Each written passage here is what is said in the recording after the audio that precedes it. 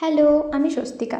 প্রথমে সকালে একটু চা খেয়ে, বিস্কিট খেয়ে বসে পড়েছিলাম বেডটা প্রিপেয়ার করতে। অনেকদিন ধরে বেডশিট চেঞ্জ করা হয়নি। তোমরা দেখেছো আমি আগের দিন এই বেডশিটটা কিনে এনেছিলাম। তো দেখে জানিও কেমন লাগছে। আমার তো জাস্ট দারুণ লাগছে, বেডশিটের প্রিন্টটা জাস্ট ওয়াও, মানে আমার বেডটাকে দেখেই মানে ভীষণ ভালো লাগছে।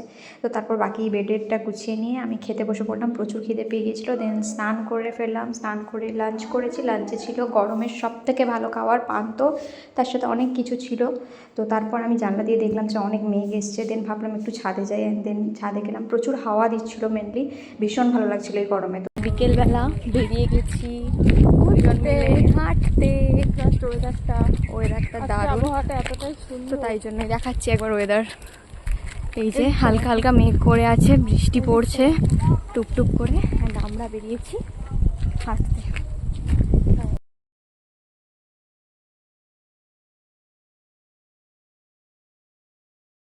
তো এটা হলো আমার আউটফিট। আজকে ঘুরতে যাওয়ার ভীষণ হাওয়া দিচ্ছিলো, তাই আমিও কিছু টিপ নিয়ে নিয়েছি। দেন বাড়ি আসার পথে ফুচকা নিয়ে এসেছিলাম। দেন আমি একটু প্র্যাকটিসে বসেছিলাম। আমি মেহেন্দি, কারণ আমার পরের দিন ছিল মেহেন্দি এক্সাম। তো মেহেন্দির ব্লগ পরের ডেটে আসছে। টাটা।